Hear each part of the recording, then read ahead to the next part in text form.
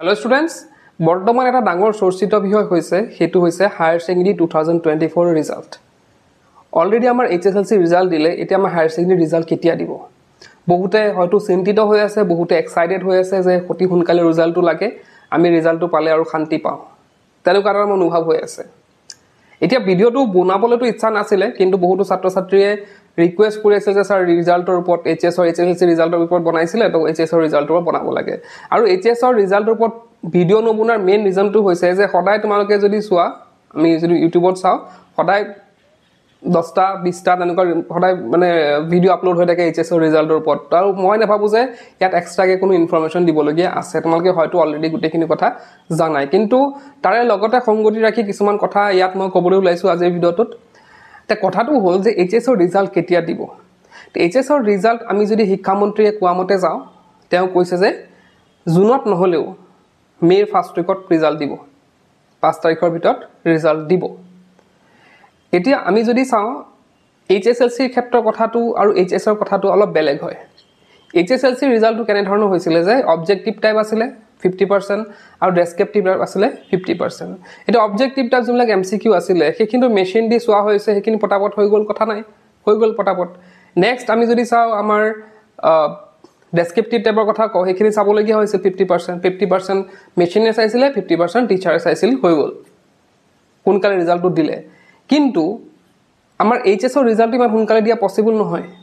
তোমালোকে নিজে ভাবা, মেচিনটো চাই দিলে সেইখিনি সোনকালে হৈ গ'ল, 50% চাই তেওঁলোকে ৰিজাল্ট দিছে এপ্ৰিলত, হয়নে? এপ্ৰিলত দিলে। তো আৰু এতিয়া ধৰা HSৰ কি হয়, তাততো বহুত মানে গোটেইখিনি চাবই লাগিব, চোৱা বহি গোটেইখিনি, হয়নে? এতিয়া টিচাৰটো মেচিন নহয়, টিচাৰে লাহে লাহে চাব, ধৰা ভালকে যদি চাই বহিকেইখন অলপ লাহে লাহে চাবলগীয়া হ'ব। গতিকে ইয়াত টাইমৰ দৰকাৰ হয়।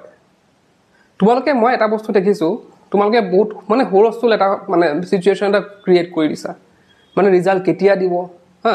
সেইবিলাক কৰিলে কি হয়, চৰকাৰৰ ওপৰত প্ৰেছাৰ এটা পৰে। কেনেধৰণে পৰে? ধৰা এতিয়া তোমালোকে মিডিয়াও গম পাইছে, ছ'চিয়েল মিডিয়াবিলাকো গম পায় যে তোমালোকৰ ইণ্টাৰেষ্টটো কিহত আছে, তোমালোকৰ ইণ্টাৰেষ্টটো এতিয়া কিহত আছে, ৰিজাল্টত আছে। এতিয়া সেইকাৰণে কি হয়, ডেইলি সদায় বিভিন্ন ইউটিউবত এইবিলাক ৰিজাল্টৰ ভিডিঅ' আপলোড হৈ আছে, বিভিন্ন তোমালোকৰ ছ'চিয়েল মিডিয়াত কিছুমান ভাইৰেল হৈ আছে যে ইমান তাৰিখ সিমান তাৰিখ। তো সেইটো গতিকে কি হয়, মিডিয়াও কি কৰে, আমাৰ শিক্ষামন্ত্ৰীতে হওক বা আমাৰ হেৰি হওক, মুখ্যমন্ত্ৰীকে হওক, তেওঁলোকে কি কৰে, গৈ পেলাই মিডিয়াই গৈ পেলাই তেওঁলোকক ডাইৰেক্ট সুধি থাকে, কথাবিলাক সুধি থাকে, আৰু তেওঁলোক অলপ প্ৰেছাৰাইজ হয় বস্তুখিনিৰ পৰা, যে হায়াৰ ছেকেণ্ডেৰী ৰিজাল্টটো অতি সোনকালে দিব লাগে, ইমানখিনি কথা চৰ্চিত হৈ আছে, গতিকে ইমান সোনকালে দিলে ভাল হয়। তো সেইটো চক্কৰত কি হয়, তাৰপিছত ৰিজাল্টটো সোনকালে দিয়াৰ ব্যৱস্থা কৰা হয়। আৰু সোনকালে দিয়াৰ ফলত কি হয়, ৰিজাল্টৰ কিছুমান খেলি মেলি দেখা যায়। এতিয়া চোৱা বস্তুবিলাক, আমাৰ HSLC দিলে, হয়নে? HSLC কিন্তু নৰ্মেলি আমাৰ দিয়া হয় মে'ৰ লাষ্ট বা জুন পাইগে। আগত আমি যদি চাওঁ HS আৰু HSLCৰ ৰিজাল্টটো প্ৰায় মানে সমসাময়িক থাকে, মানে ওচৰে পাজৰে থাকে। কেতিয়াবাতো কি হয়, এদিন পিছতে HSৰ ৰিজাল্ট দিয়া হৈছিল আগত, কিন্তু এতিয়া অলপ গেপ কৰি দিয়া হয়। এতিয়া higher secondary second year result check কৰিবলৈ তোমালোকে প্লে ষ্ট'ৰত যাবা, প্লে ষ্ট'ৰত গৈ টাইপ কৰিবা আছাম 12 ৰিজাল্ট 2024, তো টাইপ কৰিলোঁ। তাৰপিছতে আমাৰ যোনটো ফাৰ্ষ্ট এপ্লিকেশ্যন আছে 10 to 12 বৰ্ড ৰিজাল্ট, সেইটো ক্লিক কৰিবা আৰু ইনষ্টল বটনটো ক্লিক কৰি দিবা। তো আমাৰ চোৱা ডাউনলোড হৈ আছে এতিয়া। তো ডাউনলোড হোৱাৰ পিছতে আমি কি কৰিম, তাক অ'পেন কৰিম। অ'পেন কৰাৰ পিছতে আমাৰ ইয়াত বৰ্ডটো চিলেক্ট কৰিব লাগিব। আমি কি কৰিম, আমি ডাইৰেক্টলি চিলেক্ট কৰিব পাৰোঁ বা আছাম বৰ্ড আমি টাইপ কৰিব পাৰোঁ। তো আছাম বৰ্ডটো আমি চিলেক্ট কৰিম। তো আছাম বৰ্ডটো চিলেক্ট কৰাৰ পিছত ক্লাছ 12 চিলেক্ট কৰিব লাগিব। তাৰপিছতে তোমালোকৰ ইয়াত ইয়ৰ ৰিজাল্ট, তাত ক্লিক কৰিবা। তো তাত চেক ইয়ৰ ৰিজাল্ট আছে, তাতে গৈ পেলাই তোমালোকে ৰিজাল্ট চাব পাৰা। তো এতিয়া কথাটো এনেকুৱা, HSLC ৰিজাল্ট যদি কথা কওঁ, HSLC দেখিছানে কিমান ফাষ্ট দিছে ৰিজাল্টটো, হয়নে? তো এই ফাষ্ট দিয়াৰ লগে লগে কিছুমান ক্ষেত্ৰত কিন্তু বহুতো ছাত্ৰ ছাত্ৰী অলপ অসন্তুষ্ট হৈছে। কেনেকুৱা ক্ষেত্ৰত, যে বহুতে সেইটো কমপ্লেইন কৰিছে যে আমাৰ ভবামতে মাৰ্কছ পোৱা নাই, মানে কোনো এটা ছাবজেক্টত ইমান পাব লাগিছিল, মই ইমান পাইছোঁ, ইমান কম পাইছোঁ।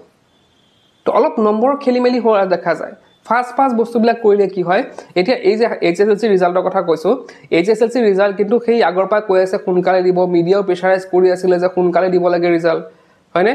এইপিনে মুখ্যমন্ত্ৰী কৈ দিলে, ডেটাটাই কৈ দিলে তেওঁ যে 19, 20, 21 তাৰিখে দিব। তো সেইবিলাক কৰোঁতে কৰোঁতে কি হয়, ৰিজাল্টটো বহুত ফাষ্ট দিবলগীয়া হৈছে। এতিয়া সেইটো মই কোৱা নাই যে খেলি মেলি হৈছে বা কিবা হৈছে, কিন্তু বহুতো ছাত্ৰ ছাত্ৰী সেইটো কমপ্লেইন যে তেওঁলোকে কি কৰিব, এতিয়া ৰিচেকিঙৰ কাৰণে এপ্লাই কৰিব।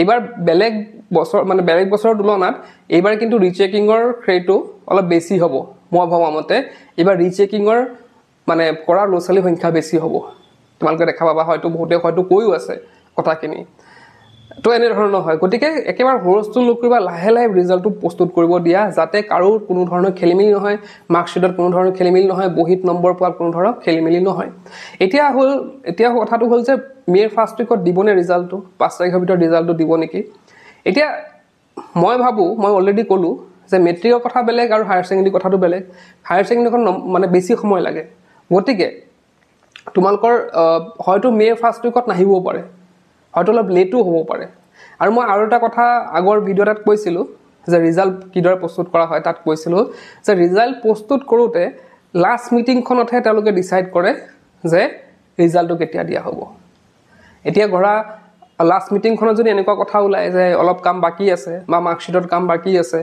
তো তেনেধৰণৰ কথা ওলালে কি হ'ব ৰিজাল্টটো হয়তো 2 এদিন পিছতো দিব পাৰে জুন মাহতো আশা নাই জুন মাহত আশা কৰিব নোৱাৰি গতিকে মে ফাৰ্ষ্ট উইকতে তোমালোকে ধৰিব পাৰা আৰু শিক্ষামন্ত্ৰীয়ে যিহেতু 5 তাৰিখ বুলি কৈছে গতিকে 5 তাৰিখ মানিয়ে চলিব পাৰা তোমালোকে 5 তাৰিখৰ আগত চলিব পাৰা কিন্তু হয়তো দেৰি হ'ব পাৰে পসিবিলিটি আছে দেৰি হোৱাৰ পসিবিলিটি আছে কিন্তু মই হেতু কনফাৰ্ম বুলি ক'ব নোৱাৰো যে দেৰি হ'বই হয়তো ফাৰ্ষ্ট উইকত দিব পাৰে বা অলপ 2 এদিন দেৰি হ'ব পাৰে কিন্তু দেৰি হোৱালৈ তোমালোকে ইমান আতংকিত হ'ব নালাগে বা ইমান মানে বলে ইমান দেৰি কিয় হৈ আছে সোনকালে দিব লাগে হেতু ভাবিব নালাগে দেৰি হ'লে কামখিনি শুদ্ধকে হ'ব তোমালোকৰ মাৰ্কস বিলাকো তোমালোকে ধুনিয়াকে পাই যাবা মাৰ্কশিটখনো ধুনিয়া হ'ব আৰু সব ভাল হ'ব হেতু কথা মূৰত ৰাখি পেলাই তোমালোকে ধৰা এতিয়া বহুতে কমেন্ট কৰি থাকে ৰিজাল্ট কেতিয়া দিব সেইবিলাক বস্তুবিলাক কৰিলে কি হয় প্ৰেছাৰাইজ হয় বস্তুবিলাক অলপ লাহে লাহে কৰিব দিয়া ৰিজাল্টটো ধুনিয়াকে আহিব দিয়া তো এইখিনি আছিল আজি ভিডিঅ'ত ক'বলগীয়া আজি ভিডিঅ'তে শেষ কৰিলো কি পঢ়িছেন কেনা